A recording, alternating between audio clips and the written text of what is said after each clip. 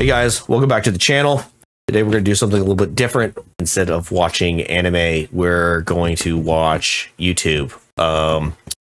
It's Taylor, my buddy Kenny here, and we're doing some 40k stuff because it's been living rent-free in our heads for the past whatever. And honestly, we don't know a whole lot about it. Yeah. But someone who does know a whole lot about it is great content creator Bricky over here. So he's going to tell us everything we need to know to get up to speed on 40k. I almost said in 40 minutes or less, but that is a lie. That is not a lie. This is a video. This is part one.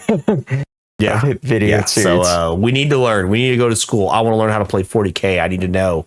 Yeah. I need to know things. You need to know all the things. Just enough. Yeah, just enough. Okay, I'll hit play and we can just sit here and react. As someone who doesn't necessarily serve the Omnissiah, but someone who can appreciate them, you will not be getting my legs today, as I will be replacing them with various things depending on which faction we are currently talking about, to add a little bit more context and possible comedy to whatever the hell I am currently doing. So, hello everybody, my name is Bricky, and this is going to be a long video and a large project that has been going on for quite some time. This is... I need two hands for this. This is every single Warhammer 40k race in kind of a nutshell, explained, a little bit of explanation, a little bit of lore, a little bit of talking about the tabletop, but mostly lore, what they're all about, and also a little bit of background for those of you who just have no clue what Warhammer 40,000 is. Which now, is you see, Warhammer and Warhammer 40,000 is a universe people hear plenty of, but don't know a whole lot about. They see, oh, there's these dudes in big power armor with chainsaw swords, and they got these big old green orcs, and there's some bugs over there, and everyone calls these guys weebs, and then there's these spiky bitches over here, and I don't get it. I don't understand. Where do I start? Well, this video is particularly for you, or for those of you who have a little bit of knowledge, but you're kind of curious about each of the different races. And I get that sauce, right? I'm gonna die. And That's factions. Me. I'm the heretical Warhammer. viewer. So overall, the Warhammer universe is vast when it comes to lore and background and each different. That's actually the first time I've seen that map. That's a lot of stuff. That's a lot of stuff.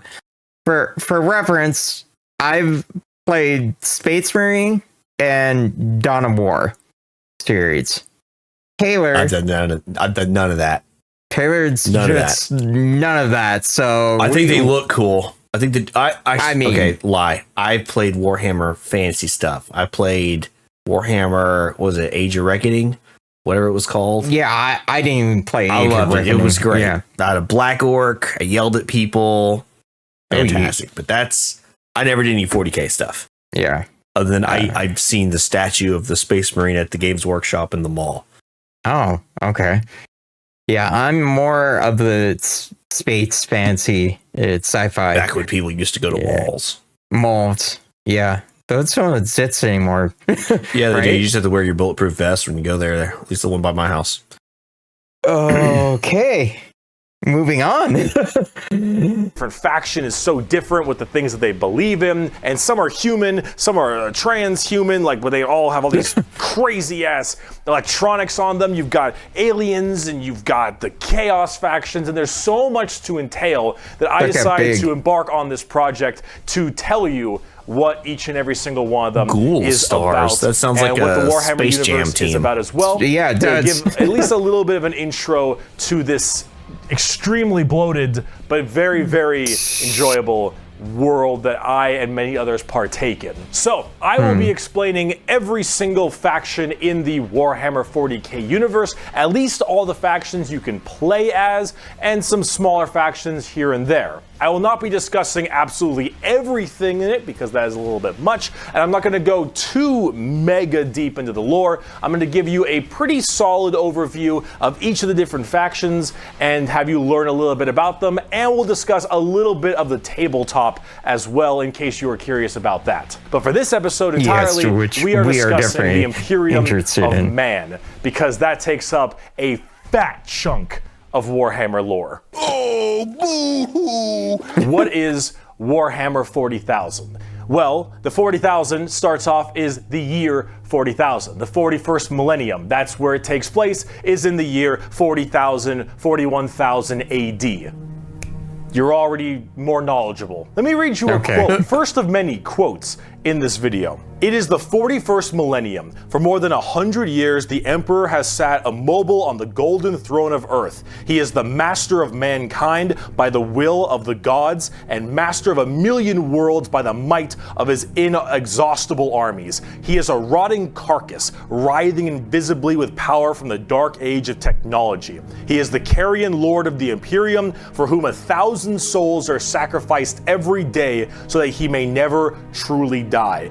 To be a man in such times is to be amongst untold billions. It is to live in the cruelest and most bloody regime imaginable. These are the tales of those times. Forget the power of technology and science, for so much has been forgotten, never to be relearned. Forget the promise of progress and understanding, for in the grim, dark future, there is only war. There is no peace amongst the stars, only an eternity of carnage and slaughter, and the laughter of thirsting gods.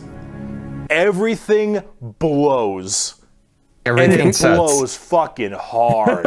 Warhammer is probably the most dark and depressing universes ever in fiction, or at least like top 3. Everything is so absurdly horrible, destructive, or overpowered that it all kind of ends up canceling itself out. It's like Dota. War rages across the galaxy. Interstellar travel is only possible due to sacrificing 1,000 souls a day to a rotting carcass of a man who you believe to be your god. Demonic gods and just So was that the Emperor? Yeah. Oh, yeah. Okay. That's what he looks like. Oh. Don't you want to fight for that? I don't want to be a heretic, so I won't say anything. Demons tear open the fabric of reality on a whim. Other Xenos or even other humans end up killing each other in untold billions across the galaxy. It is a time of unending war, slaughter, and a bloodbath amongst everybody. Planets are deemed unrecoverable and are completely destroyed on a whim. Everything sucks, but that's like the charm of it. See, everything in Warhammer is evil, but being evil is kind of fun. Like, humanity in its own right is a xenophobic, prejudice, and religious zealot group that kill each other just as much as they kill all of their enemies. And they're like mid to high tier evil on the evil My scale roles, of Warhammer. that guy. Nobody is Cow good. players. Wait. Playing low tier for fun, playing by intent, guys who bring food. Oh god. That's my roles for sure. To high tier evil on the evil scale of Warhammer. Nobody is good. No matter who you are, everyone is at some flavor, some color of evil. Whoever you pick, you are going to be the bad guy. But that's the fun of it. Because being the bad guy is badass. Villains are cool. They look cool, they got cool outfits, they got cool weapons, they got cool armies. Villains are cool, man. And when everyone is a villain, everyone is pretty cool. So the chaos is just a different flavor of evil, basically. I mean, who even says they're evil? Oh, okay. I get the Emperor, but he doesn't say nothing these days. Oh, yeah, it's a skeleton on a throne. On a golden throne? Yeah, who knows? That's what makes this so charming, is that everyone can be the bad guy. So let's start off talking about the main bad guy, quote unquote, the Imperium of Man. His hair, whack. His gear, whack. The Imperium of Man is the main empire of the human race. All of humanity is under this one flag called the Imperium. And about 10,000 years ago, there was a man. He was the emperor of mankind, a 10-foot tall psychic demigod who led humanity across the stars to colonize years ago. Tons and tons of worlds, create superhuman soldiers, and really bring humanity into a new age. This man, the Emperor of Mankind, was a psyker. And a psyker is like a magician of sorts. In the world of 40k, there is the warp, the immaterium, kind of like hell, but sort of like a purgatory dimension of hell. And a psyker is someone who can take that power and manifest it through their mind to use it to do stuff, like witchcraft stuff, magician stuff, spells, and lots of other things, but we don't want to get too into that. The Emperor, big boy psyker, top tier, A+. Maybe even S. Now, the Emperor created a bunch of sons. Yes, created a bunch of sons known as the Primarchs. He created 18 Primarchs to have them lead all of the different legions of humanity to the different stars and plans to help colonize and bring it out. These Primarchs are basically like little versions of the Emperor. Not all of them are psychers, but a lot of them are very, very powerful, and they lead his special Space Marine legions. Then this big clusterfuck happened called the Horus Heresy, where the Emperor's favorite son, the Primarch, Horus, ended up joining Chaos and leading 9 other, well, he's got like a red eye on his armor. Mm-hmm. He's got like a red eyeball like on his armor. Like you would think that like that's a bad guy. Yeah, see, he's got like red eyes on his armor. Yeah, that definitely like the wolf really pelt over the guy. shoulders would be maybe your first. Be like, something's up with this guy. He's got a dead animal on him. I mean, the real ornate. Right. Was it like a gargoyle or something? I don't know. The eye though. Dead giveaway. Dead, yeah. Kind of like, any cartoon character. Any bad guy in a cartoon. It's like, they have certain traits. And if they aren't a bad guy, then... He's also going to shoot a red laser beam, and all the other guys are going to shoot blue lasers. Blue or green or whatever. Yeah. Green. Chaos and leading 9 other, well, I guess 8, 9 of the 18, half of his Primarchs directly to Earth to fight down the Emperor himself. Now, if you're wondering what Chaos is, remember what I mentioned earlier, the warp, that immaterium, the hellish place? In there relies the 4 Chaos gods. Imagine like Satan and 3 other Satans. The warp being kind of evil, those Chaos gods, that's the reason. And so those Chaos gods manipulated Siege Horus, is kind and of then evil. Horus kind of evil. There's a lot going on in that armor. Yeah. That's rad. What is it? That's a Chaos God, right? I would assume, right? Nah, that's going to be a Primarch. That's a Primarch? Just helped manipulate. And so those Chaos gods manipulated Horus, and then Horus helped manipulate all 8 other Primarchs to lead this giant coup directly on the Emperor on Earth. And they fucked up shit. After this huge civil war, Horus died, but not before brutally wounding the Emperor. And right at the end of his life, they put the Emperor on this large golden throne on Earth, in which he is now alive, just barely, but slowly rotting away, powering something called the Astronomicon, so long as he stays alive, and is fed 1,000 people a day. The Astronomicon... What's up?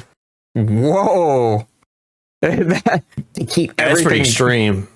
That's extreme. To just keep everything going.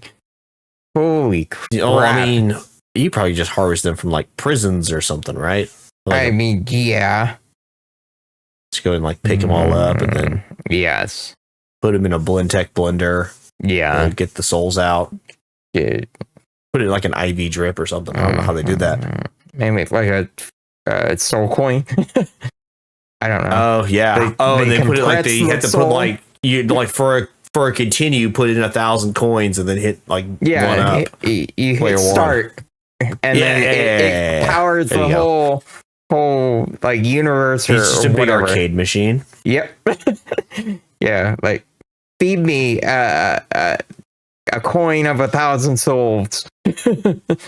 Astronomicon is like stays alive and is fed 1,000 people a day. The Astronomicon is like the North Star. If you want to do interstellar travel in 40k, you need to pass through that demonic warp I mentioned earlier. But how do you know where you're going? Well, the Emperor is there putting a nice little navigator right there. He helps navigate you to know where you're going. If you want to go from Earth to some crazy solar system across the way, you need to go through that warp, and then you need to know where you're going, go through there, and pop your way out. It's like doing nether travel in Minecraft, so you can shorten the distance between going to areas. So long as the Emperor is alive and being fed 1,000 people a day to stay alive, you can do that. The moment he dies, interstellar travel's gone for all of humanity.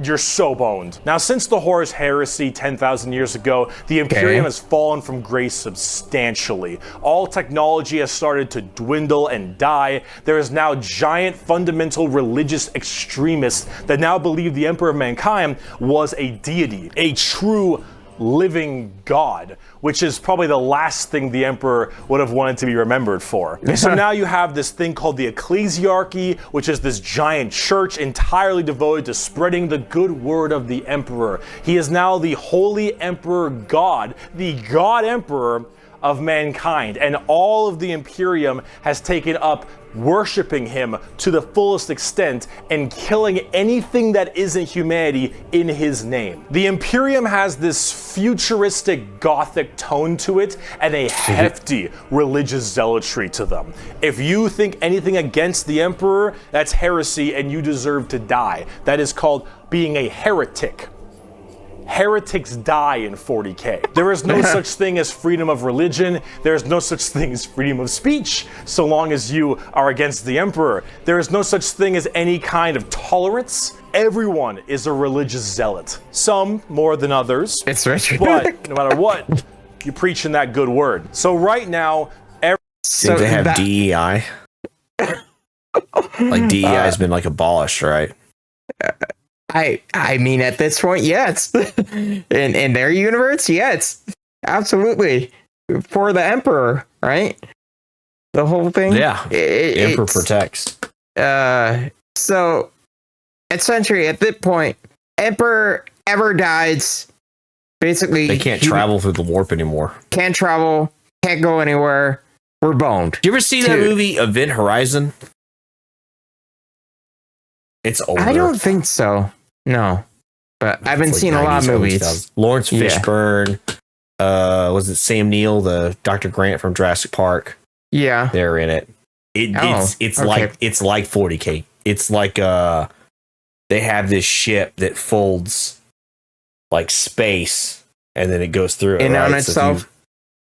If you like, you want to travel a distance, and you like fold space, and you just go right through it, right? Yeah, but it's kind of like going through like the warp when they go and like investigate this ship, and it's all these horrible things. It's literally like 40k.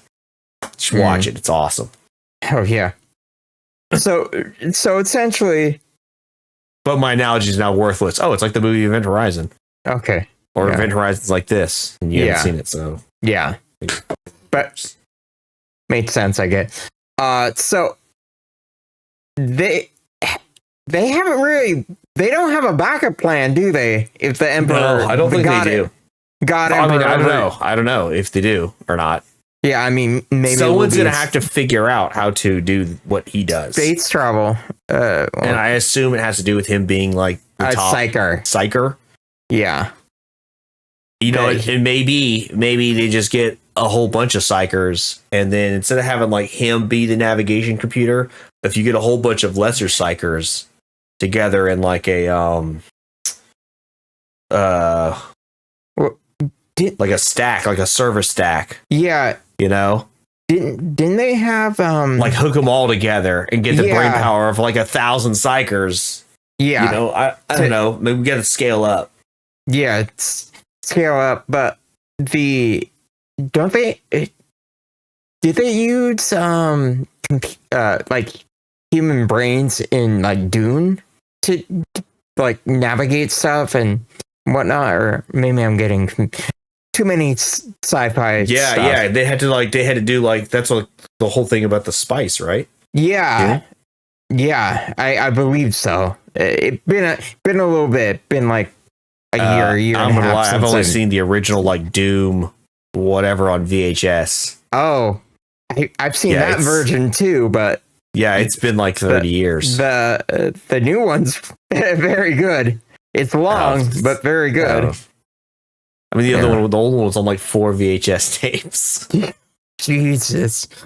Oh, okay. Let's continue with Bricky here. Yeah. Everyone in humanity is trying to expand their empire across the stars. If you are a heretic, someone who doesn't believe in the Emperor, you are deserving of death. If you believe in the Chaos Gods, you are also a heretic and you deserve death. If you are an alien race of any kind, you are a filthy Xenos and you deserve death as well. So long as the murder continues and humanity expands, the Imperium of Man is very, very happy.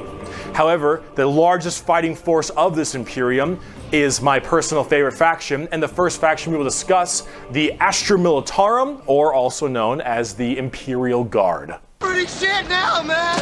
You finished? That's it, man. Game over, man! The Imperial Guard is the main what movie's that from? of the Imperium. You tell me right now what movie's that from. I don't know. Off the top of my head. Aliens, man. Aliens. Aliens? Oh, God.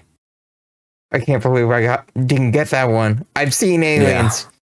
It hurts. Yeah, it hurts. And I'm a 90s kid, so that really does hurt. Of horrifying creatures, galactic monstrosities, the literal demons themselves breaking through the fabric of time to kill you. The Imperial Guard are untold billions of regular men and women wearing modern day like flak armor with a laser rifle. This is the humble las gun, the main weapon of the Imperial Guard. It fires superheated plasma lasers at an extremely fast fire rate. It is reliable, never jams. It can blow off limbs, giant holes in concrete. It is overall an extremely devastating weapon in modern day. It is one of the weakest in the 40k universe. Yeah, a laser rifle that never jams, it could blow off limbs, one of the weakest weapons. That's the world we're in right now. But who cares? Because the Imperial Guard has, in each battle, 500,000 of these men and women. 30,000 large armored tanks, 10,000 artillery batteries. I just want to paint tanks. The Imperial Guard want to paint those tanks? Numbers I just want to paint all tanks. They kind of have this World War I, World War II style aesthetic with legions of guardsmen as well as high company commanders and generals on the field along with them and multiple kinds of troops. A normal Imperial Guard battle starts off with artillery, long lines of artillery, cracking the crust of the planet underneath the enemy's feet. And as this barrage continues, hundreds of thousands of guardsmen, a sea of guardsmen surges forward, firing and charging at everything possible while the planet rumbles as tanks roll up behind them. Gunships block out the sun and tanks block out the dirt with the steps and hoof prints of millions of guardsmen. It is through numbers and sheer sundering firepower. They are the first and last line of defense for the Imperium and make up a huge bulk of the battles. The Imperial Guard is also made up of tons of different kinds of regiments. The Catachin jungle fighters live in a death world that's more hospitable than almost any firefight they'll ever get into. So they just have this steroid-looking, giant knife, Rambo Predator-looking sons of bitches where nothing is anywhere near as scary as a simple night on their home planet. You have the Valhallan Winter Soldiers who haven't felt their toes in 300 years. The Mordian Iron Guard who are more interested in making their shoes shine than actually fighting a battle. And then, of course, the big one, the Cadians from Cadia. the biggest export of guardsmen in the entirety of the Imperium. You will fire your first gun at 5. You will disassemble and reassemble it at 10. You will have pounding artillery drills day in and day out at 15. And you'll fight your first swarm lord at 16. And if you mention Cadia, you will burst into an unrelenting amount of tears and sadness like I do daily. To quote, I have in my command an entire battle group of the Imperial Guard, 50 regiments including specialized drop troops, stealthers, mechanized formations, armored companies, combat engineers, and mobile artillery. Over 500,000 fighting men and 30,000 tanks and artillery pieces are mine to command. Emperor, show mercy to the fool that stands against me, for I shall not. The Imperial Guard are my personal favorite faction in 40k. They're the army I collect the most, the ones I enjoy playing the most, and the one I enjoy in the lore sense a lot. There's something about just a regular man with a laser rifle being told to charge the horrors of this universe and willingly doing so for his god emperor. It's just poetic. They actually represent the main Imperial Guard tactics pretty well. Large amounts of artillery that doesn't require a line of sight, lots of tanks. Look at that. Look at all the tanks. I want to paint some tanks, dude. I'm going to have to like collect a Astra Militarum army just to get me some tanks. Okay, so the faction I'm looking at before was based on the commander deck I was looking at, what's slightly different from the Astra Militarum faction. Oh, you were looking at something from like Agents of the Imperium or something. Yeah, Agents of the Imperium. Okay. These guys look really cool too, honestly. Yeah, this is like playing Army Men and then someone else is playing like sci-fi aliens, you know? I wonder how they play. I mean, he's telling you right now. Yeah.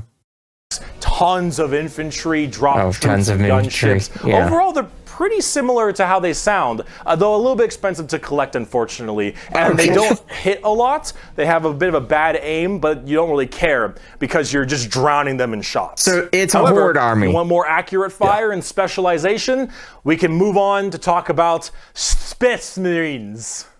The Angels of Death are up next. Space Marines are genetically engineered super soldiers and superhumans. They're given extra organs, their skin tissue is toughened, their bones are stronger, they're taller than the average person. They're pretty massive people, and these are the specialized super soldiers that carry out a lot of the more specific tasks for the Imperium, and there's tons of legions of them. In fact, there's one per Primarch. Each Primarch, the Emperor's son, as I mentioned before, oversees their legion of Space Marines. The genetic upgrade they get is based on the genes of said Primarch. It's something called a gene seed. That's what brings them up to this like superhuman level. As stated, each Primarch has their own legion. Robot Girly Man has the Ultramarines. Jagatai Khan has the Lamskars. Rogel Dorn has the Imperial Fists. Corvus Corax has the Raven Guard. And there's a whole bunch of other side sections that are also extremely interesting and have a little bit more of a twist on the average Space Marines, which we will discuss in a bit. Humorously enough, I don't have a whole lot to say about Space Marines.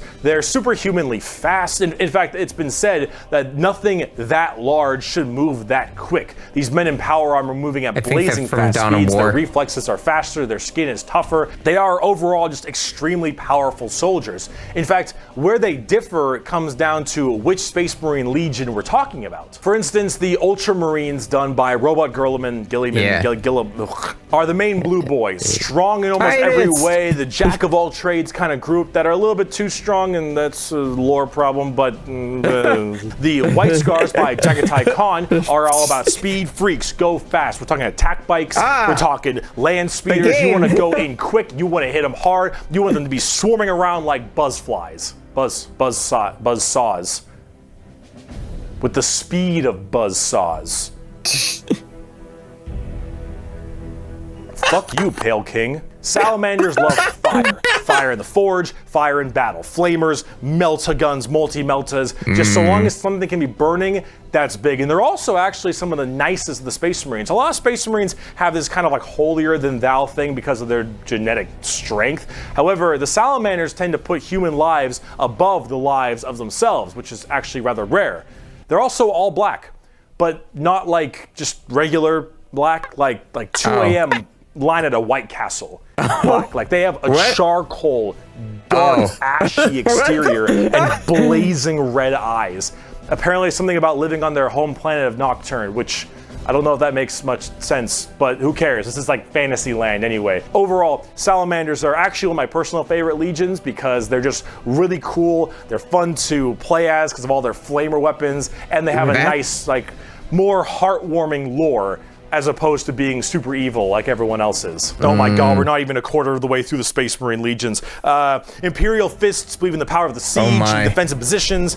Raven Guards, master of stealth and sabotage while having bird helmets. Iron Hands, masters of machines and vehicles while being really goddamn good at being sold on eBay after one nerf. Space Wolves, Vikings and wolves and tons of wolves and axes, battle axes, fur everywhere. Space Wolves, angry, big teeth, Blood Angels, the genetic defect to make them want to drink blood and go crazy, called the Red Thirst. They have Cupid wings and stuff, which is a little bit strange. And they are all super gay for Sanguinius. Dark Angels are old school knights and inner circle theme and... Are you a heretic? Huh? I like how that shit throws you through a loop. I'm like, what? No, never. Once from Blue Moon, I know. Death Watch, fancy pants. What? Redacted? Said you paused it. Yeah. It's like redacted. It's redacted. Don't worry about it. Don't worry about it. What should I know about the lore? Yeah.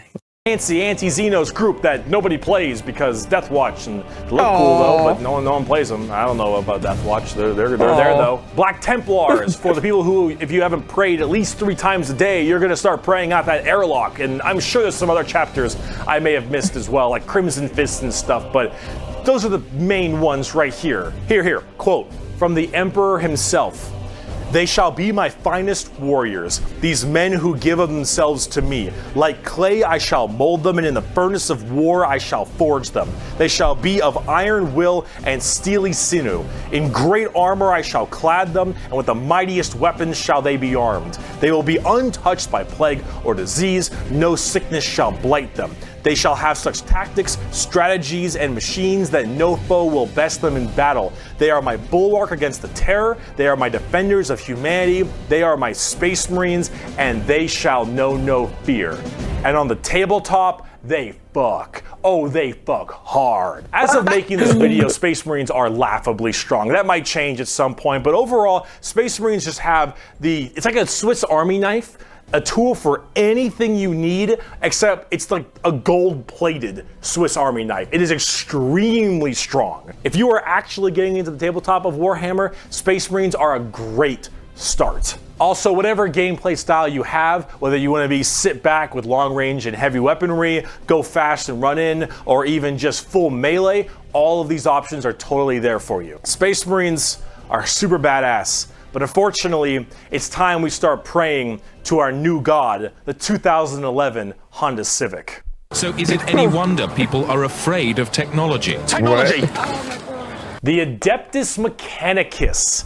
The Adeptus Mechanicus are a technophile cult on Mars. Now, these people are a little bit weird because they don't actually really believe in the Emperor of Mankind. And you might think, oh, whoa, Bricky, that sounds like some heresy. A little bit. They believe in the Emperor. A little bit. They believe in his power, but they don't pray to him. They pray to something called the Omnissiah. And the Omnissiah is this kind of machine god that they believe permeates in all machines. And if you think, well, wait a minute, they believe in a different god as well? That sounds like super heresy. Well, yes-ish, but they also make all your guns, and they make all your tanks, and they make everything that you have. So you can't really tell them to fuck off, because you're not gonna win nothing if you don't got stuff to shoot people with. See, their Omnissiah at least makes sense from their standpoint. They believe it to be a deity that permeates through all machines. Your Honda Civic, your standard bolt gun, your Dune Strider Walker, your giant mechs, your huge ships. The Omnissiah is present. The mech part. Yeah. Or the Doom Strider. Yeah, that's cool that looking. thing looks really cool. They have a weird, like almost like a golden age sci-fi like aesthetic. Yeah. To these dudes. Yeah, that's very cool. Strider Walker, your giant mechs, your huge ships. The Omnissiah is present through all. And the only reason your stuff works is because the machine's spirit in it says it works. If you want your gun to work, your tank to run, you must pray to it. And I mean full stop. You need to start chanting in high Gothic. You need to burn incense. You need to sit on your knees and pray to that car. You need to rub oil on your robes, and you need to go ahomina, homina, homina, homina, homina, homina. Full stop. If you want your damn thing to work, if you want your gun to fire, you need to do that. They are very bizarre, and they actually have a bit of a point because it's obviously working. And if you look at them, I don't know how that works. So they obviously know something about what they're doing. The most notable member of the Adeptus Mechanicus is Archmagos, whatever, Belisarius Call. Look at this dude. Look at this dude. Yeah, this is the group we're talking about. These are these weirdos. Here, the Omnissiah Creed. The credo, Omnissiah. There is no truth in flesh, only betrayal. There is no strength in flesh, only weakness. There is no constancy in flesh, only decay. There is no certainty in flesh, but death. Flesh is weakness, flesh is death. The Omnissiah is the god of the machines, and if you wish to be whole, if you wish to be holy, if you wish to give unto him, you must saw down your limbs and remove your organs and replace them with mechanical parts, because that is what he wants, and that is how you will become enlightened. Hard technophiles mixed with religious extremism.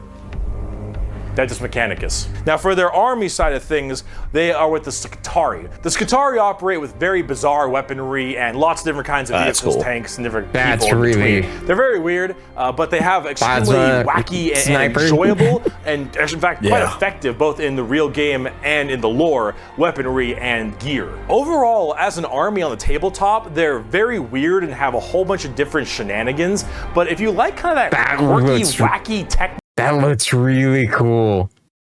Well painted. All like the tentacles and stuff. Yeah. That would look really hard. Be hard for a first army to paint, but boy, does it look. No, it's all, you just dry brush probably like metallics. Oh, the metal, yeah. Yeah, it gets right. Yeah, just tons of gunmetal. But man. Doing the robes and doing like the shadows on the robes, maybe, but you could probably appreciate or post-shade that with an airbrush and be. But yeah, done. All this looks really cool. No thing, I'd give them a pickup. Oh, it's super cool. They're so paranoid. I gotta keep going. They're so paranoid and crazy. These Dune Striders you see right here, one guy was able to make them work. One guy, and he died. And they're so scared they'll never work again that they keep them on and they never turn them off, and they run around in a circle the whole time until they need them, and then they corral it and they go into battle. Yep. The Adeptus Mechanicus. Now, if you want to talk about faith, though, let's talk about the Sisters of Battle. Yeah! The simp has fallen for an eagle in Lego City. The Sisters of Battle of the Adeptus Sororitas, if that's how I pronounce it correctly, is an all-female group of battle sisters going through the ecclesiarchy section of the Imperium. The ecclesiarchy is, of course, the church. This is, imagine a private army of the church, which is scary. And it is. The sisters are an extremely zealotous force, and they take this to a full extreme. They believe in three main things: faith, martyrdom, and fire. Through the bolter, the flamer, and the melta, the Sisters of Battle are extremely potent at taking out chaos and heretics. Mainly heretics, because as they are a fighting section of the Ecclesiarchy Church, that's the big thing they want to kill. Any form of heretic will face the Emperor's justice through those three main weapons, the bolter, the flamer, and the melta, and they will do so with extreme prejudice.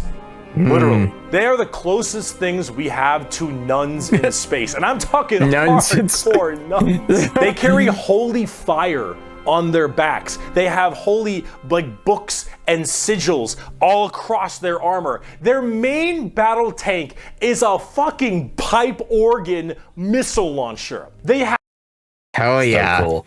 I need one of those too. Sign me up. I need all the tanks. I like the one we were watching on the table with the stained glass. Stained glass. I would definitely want to paint that. That looks that'd be cool. Awesome to me. At least. Yeah, but have small babies that they have removed their brain capacity to make them little servant cherubs to fly around and give them ammunition and shit. They drop churches from low orbit as mini drop pods onto battles. They drop churches into battles, and they blare war hymns and holy music from their frigates in low atmosphere and shower holy water across the battlefield. These are the people you are dealing with, and they're fucking awesome. They can literally stave off demons on the tabletop because their faith is that strong. Remember the warp, the demons from the warp? Well, the warp also manifests in your mind. All of your emotions, negative and positive, go through the warp. It's the immaterium, the place of all things. So if you are that mentally fortified, that mentally strong, you can stave off horrifying demons. And all these girls, not a crack in that mental armor. Now, as much as a meme as they are, and as much as their models look a lot like Ongo Gabloglian, which I can't unsee anymore, I gotta say, I love their design. I think they're extremely cool. They're another army that I'm currently collecting. That's so cool, dude. So cool. Yeah, roll that thing onto the tabletop. I'll have to paint one of those. Yeah, that would be something. They just released a whole new line of figures very recently, and they look wonderful. Everything from Celestine, the living, literally undying saint from the triumph of Saint Catherine, which is I think we saw that last model. Yeah, on the tabletop working, and it looked pretty dope to play. Cool. That was pretty I resurrect as long as you don't hit on this damage size or whatnot. They're rolling some specific numbers to res. Yeah, but literally a funeral procession as a model. Those organ tanks I mentioned earlier. This shit is the most over-the-top badassery in a lot of the Warhammer universe, and goddamn it, is it over the top. But Sisters of Battle are so cool. While I'm a guardsman at heart, this is such a cool faction. By Bolter Shell, Flamer Burst, and Melta Blast, the mutant, the heretic, and the traitor alike are cleansed of their sin of existence. So it has been for 5 millennia, so shall it be until the end of time. And speaking of burning demons, I can see! The Grey Knights are the first army I actually collected back in 7th edition. The Grey Knights are a super secretive and much more old school look at power armored knights, except they are all psychers. All of them have that crazy space magic magician shit. For every 100,000 guardsmen, there's one Grey Knight. For every 10,000 Sisters of Battle, there's one Grey Knight. For every 1,000 Space Marines, there's one Grey Knight. Grey Knights are the strongest of the strong, both in mental will and absolute just strength. These are Space Marines that are all high-level psychers, all of them able to specifically do one goal, and that is kill demons. The Emperor believed that the demons of chaos were the #1 threat to the Imperium, and he probably is right. However, this group is entirely based on doing that through a myriad of tactics. Coming from the planet, or I guess the moon of Titan in the Sol system, the Grey Knights are thrown through extremely rigorous training and are as clear of mind and soul as they possibly can be. Since the demons of the warp are the warp and your mind projects to the warp, people can go insane very fast, especially lower level psychers. These Grey Knights need to be able to harness the warp in the presence of demons and stay perfectly sane. The artwork is cool. Yeah, the artwork's cool. Now it's making more sense why the Psyker in Darktide can go literally insane. Because it's like your brain is like a portal to the warp. Yeah, a portal. So you're using everything channels like funnels into your brain and then out, right? Yeah.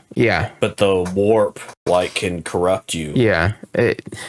So obviously, if you're opening a channel and you're connecting, it's like LimeWire for your brain.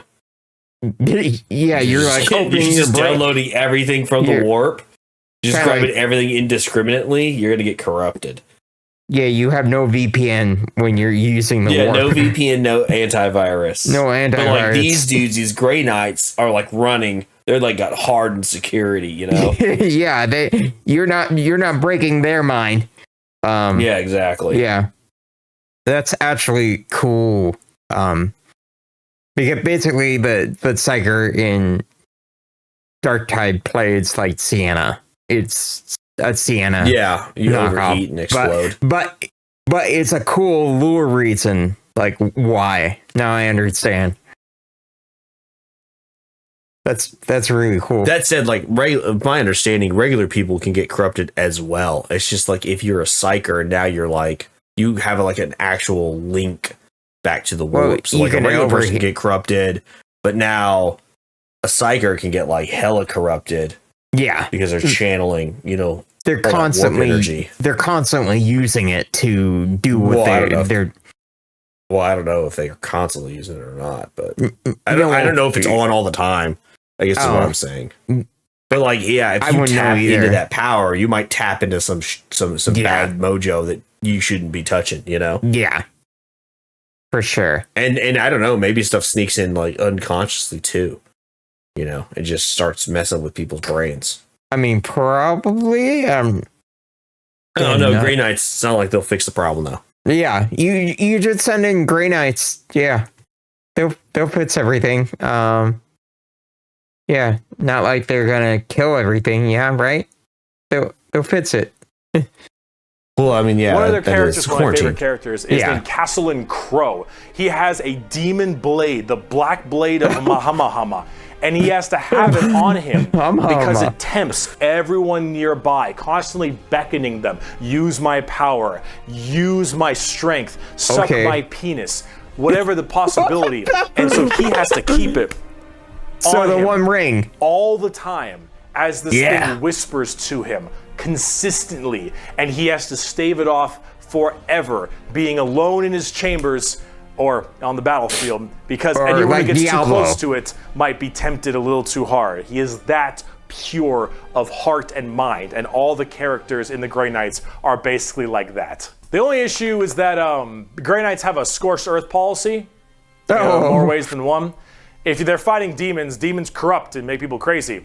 So if I'm a guardsman and I'm fighting demons and the Grey Knights arrive and they kill all the demons, your species are I'm a risk.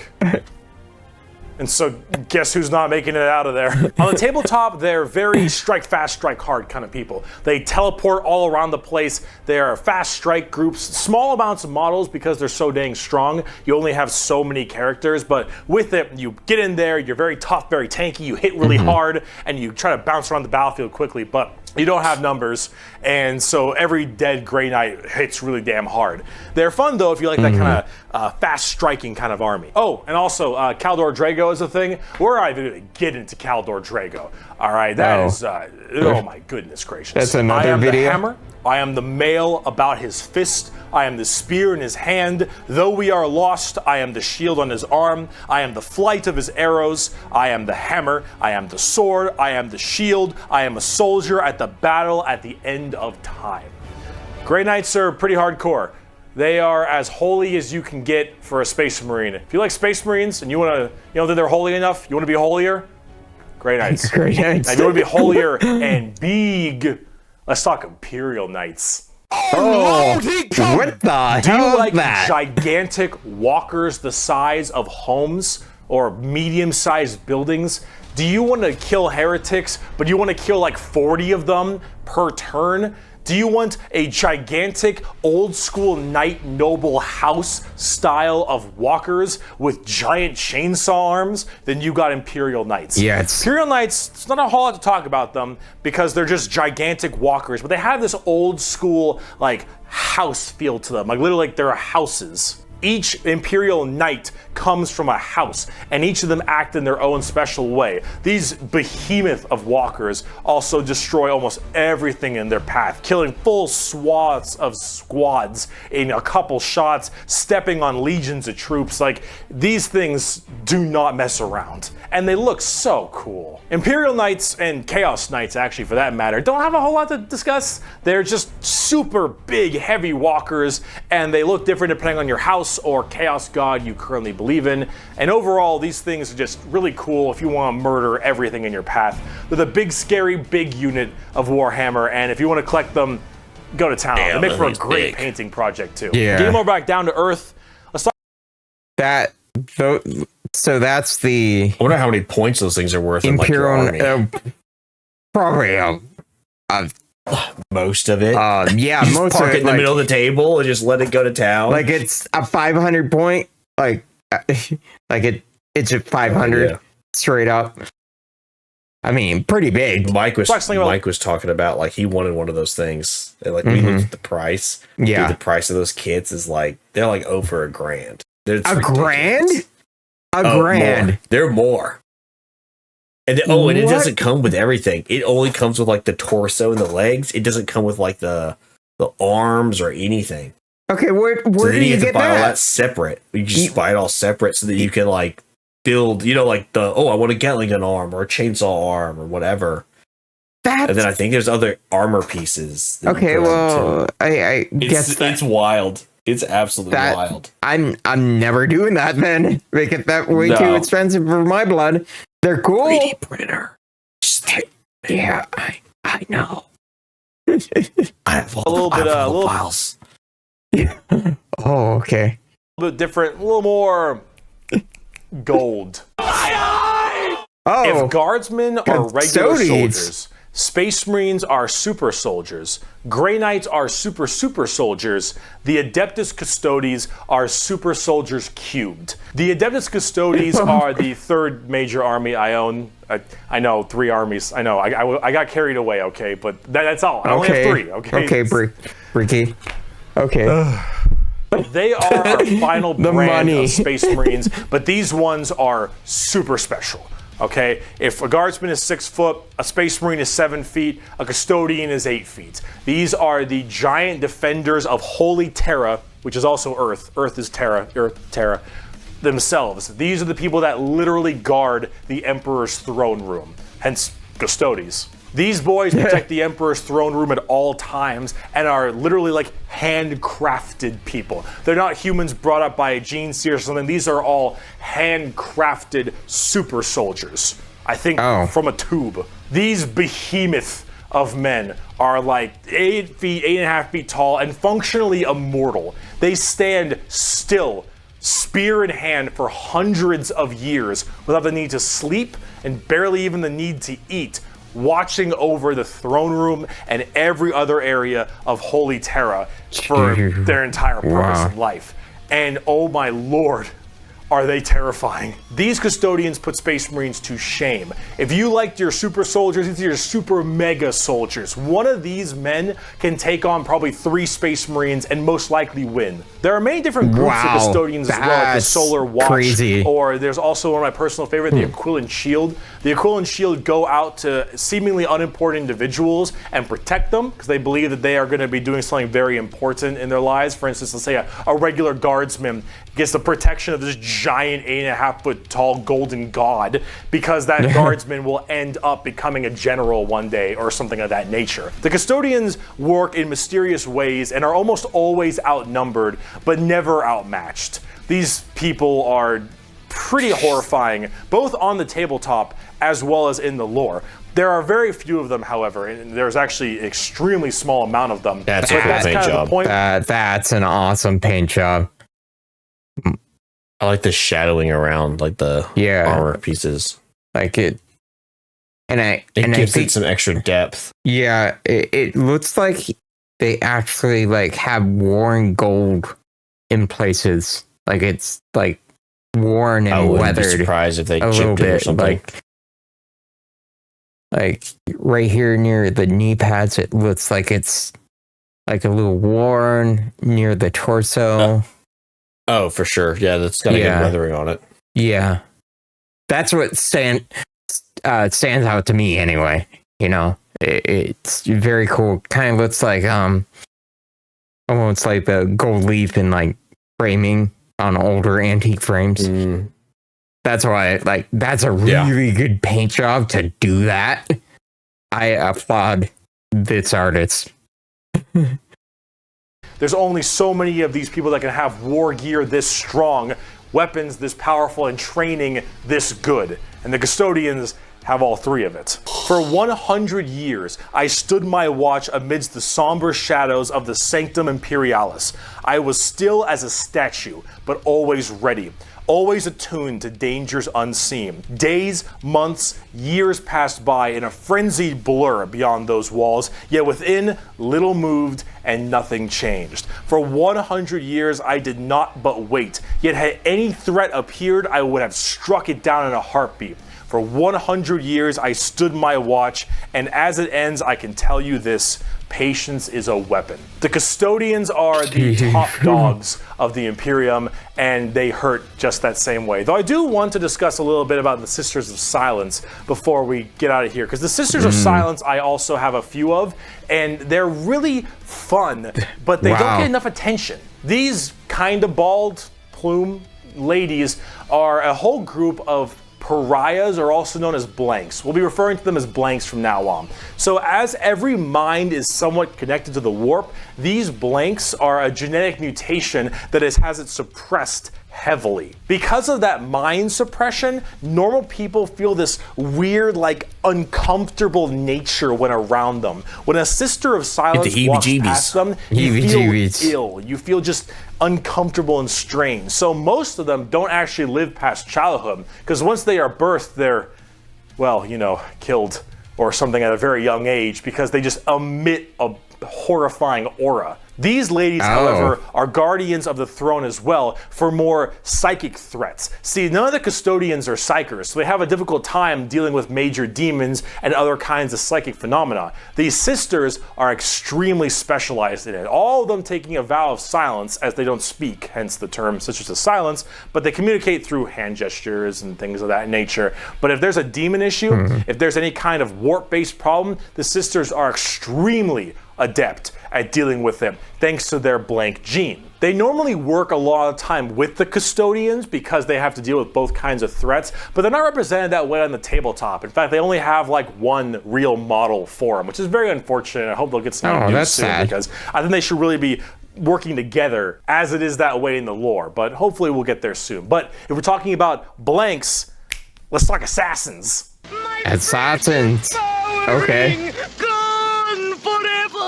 It's been a long video. We're about to round it out. We got this and one more human thing, and then we're done. Okay, the Bricky, assassins, though, the Officio Assassinorum, oh boy, these people are deadly. Yeah, they're called assassins. They should be, but oh man, these people will mess you up So these are from the Officio Assassinorum, a very special organization, and they are handpicked by the Grand Master of the Officio Assassinorum from the what was it called?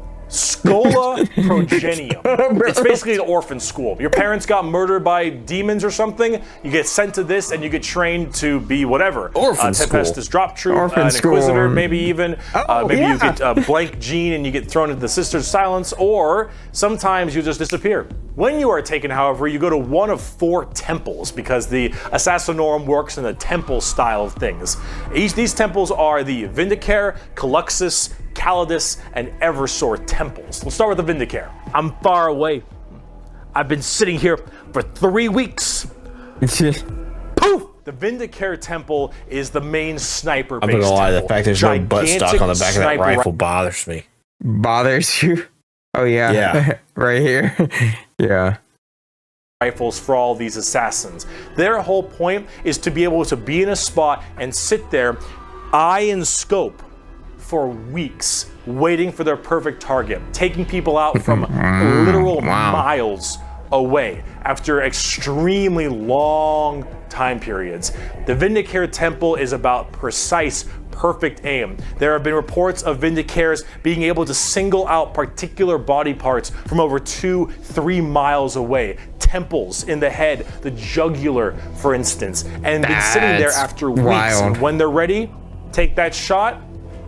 Time is done, packs them up. The Calidus Temple, however, is a lot more about shape-shifting and deviant art. It's mostly a female-based one, at least it seems to be, and this allows a lot of body augmentation for certain individuals to be able to kind of transmorph themselves and infiltrate areas that are problems. These assassins will end up taking missions that take them years, 2-3 years, to infiltrate a heretical group and slowly work their way up, just to get enough time to put a bullet into the main target's head and then escape unharmed, or become the main target and sabotage it from within. These are all completely about deception, mind tricks, polymorphing, and everything in between. And lots of drawings. The Eversor Temple.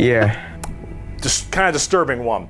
The Eversor Temple is about when you don't want anything to come back alive, friend or foe. You want it all dead. And Eversor is psychogenically conditioned with just psychotherapy and psychological torture to only feel violence, hatred, and anger. It does the Clockwork Orange style of thing of just making you forced to watch never-ending pain and misery and psycho conditioning, I guess is the term. And then they pump you full of tons of psychedelic drugs and they cryo-freeze you. And then they drop you in an area where they just want to make sure everything is dead. And then you defrost full of just all this insane, mind-boggling psychotherapy and psychedelic drugs. And you just go to town. Yeah, if you don't care if anyone comes back alive. You're like, all right, lost cause. Send them in. Finally, there's the most bizarre temple, the Caluxus Temple. That's a weird looking The one. Caluxus assassins are not gonna lie, that reminding me of that smile and solo leveling a little bit. weird. I just even trying to among figure out the design of the temples. helmet. It looks like one thing's here, then one thing's angled another way. Yeah. I did something sitting on the shoulder but attached to the head. What is going on? Yeah. Let's see. So that blank gene, the people will go to the Caluxus Temple with this as well.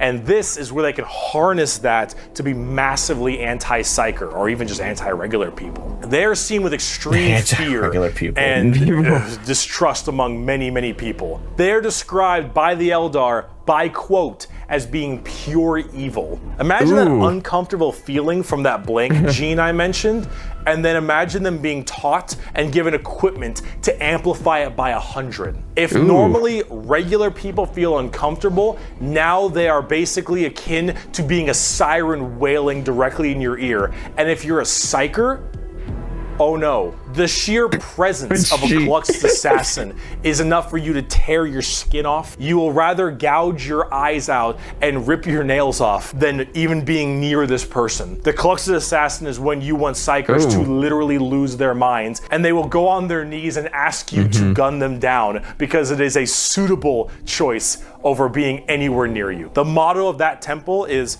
"That which is unknown and unseen commands the greatest fear." Now, for the tabletop, assassins aren't that special. You can call them in no matter what Imperium faction you are, and they do a lot of work for themselves, but at the same time, they're very specialized and require a lot of finesse. And they work the way you generally want them to, though. You want to cause some distortion and weird stuff, you take a Calidus. You want to just murder swaths of infantry and then blow up Eversor. You want to kill that one guy, Vindicare, and if you have a lot of Psychers, Caluxus. It's a nice little, like, jack of all trades if you have a specific thing you want to kill. And you get to choose which is really fun. But now, let's talk about the last human faction. We can round this video out before we do part 2. The Inquisition. Ooh. We have a lot to talk about with them. Well, on the subject of heresy. Oh boy. Where do I even begin with the Inquisition? Take every secret police you can think of. The KGB, the Gestapo. Images not found. CIA, any of these kinds of people. And then mark it up by about 10 and give them the most power in the entire Imperium. No, you know what? How about this? This right here, it's not just a quote. This is the Imperial motto, the motto of the Inquisition. I apologize for my bad pronunciation. Innocentia nihil probat. Innocence proves nothing. The most powerful organization in the Imperium, the secret police, their number one motto is innocence proves nothing. The Inquisition goes around like the secret police or like detectives to find issues in the Imperium.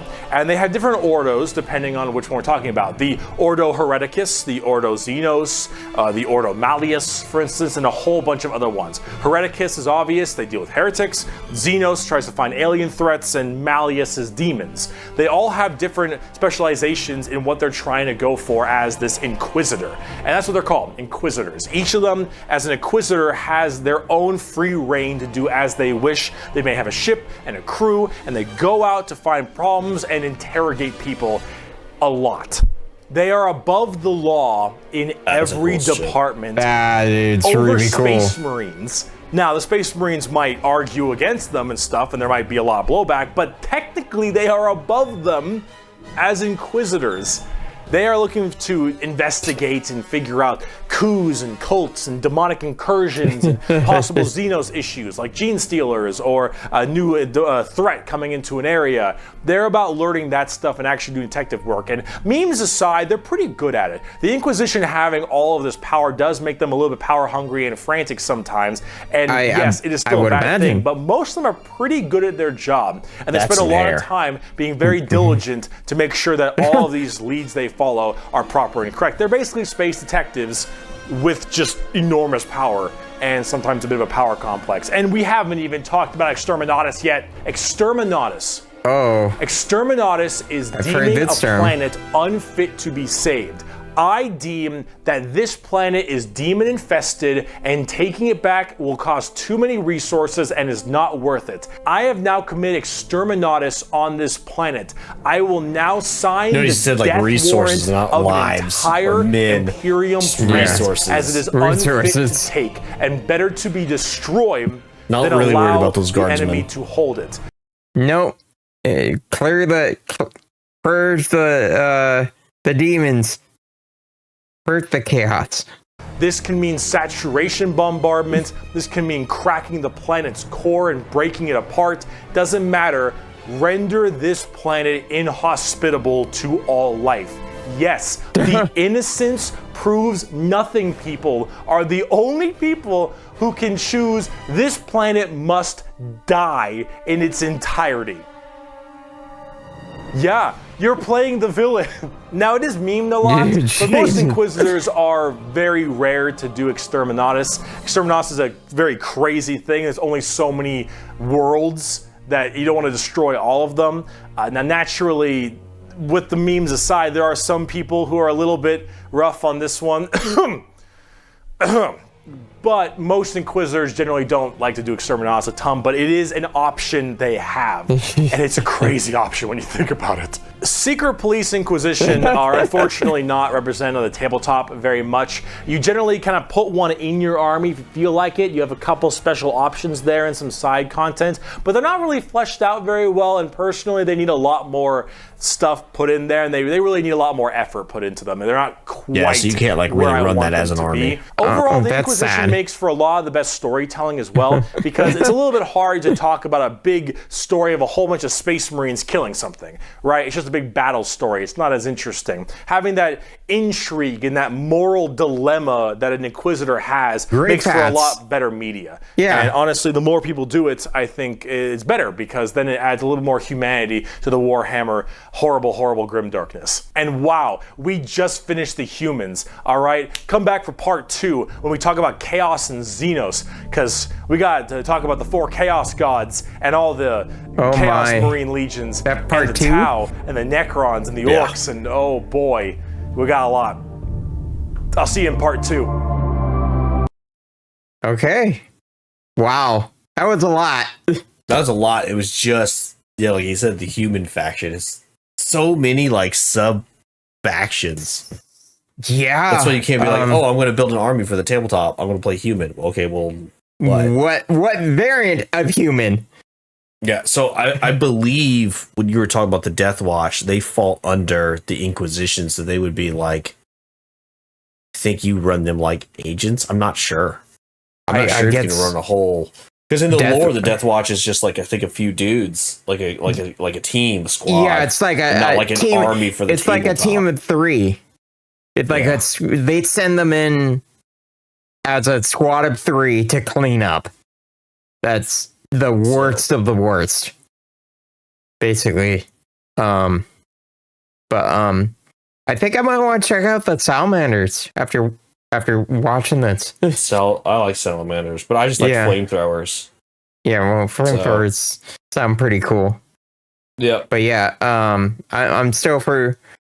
I don't know what the redacted thing on the Dark Angel was, but pretty funny. You don't worry about it. Don't worry about it. Okay, so I'm still Dark Angels, Battle Sisters, and then now it's Salamanders, and then I like Salamanders. It helps Death Watch. Yeah, Death Watch is cool, but like I don't know for the table. They look cool.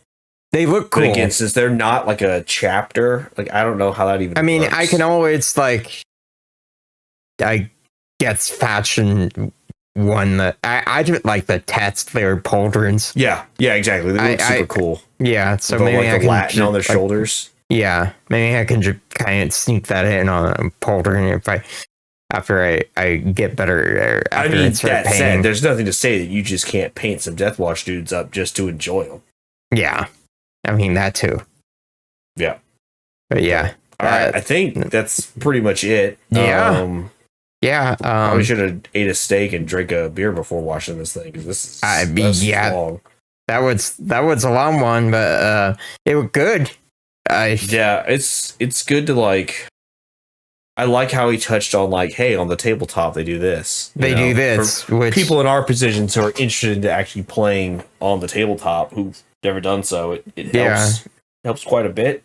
Yeah, I super like Astra Militarum. I think I agree. Yeah, I think it's super cool. Just like a ton of regular dudes, and then I like army tanks. Yeah, so Cadia. Excuses to buy army tanks and paint army tanks.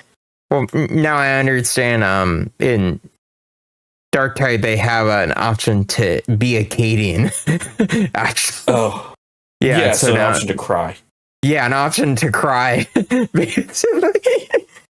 But that's now cool. I kind of understand. Yeah, but yeah, that great. But we'll have to watch. We'll have to watch part 2. Yeah, definitely. Eventually here, because I kind of want to learn about the Tyranid too. Yeah. I'm interested in the Xenos races and chaos. Yeah, stuff and all the alien as well. races, even though it's heresy, you know. Oh, I have no problems with this. That's okay. We're fine. Yeah. We could be traitors. So, Yeah. We can be traitors. yeah, just ignore all my plague marines. So Well, okay. they look the coolest. All right, yeah, I guess that's it. We'll end sign it there, off. people.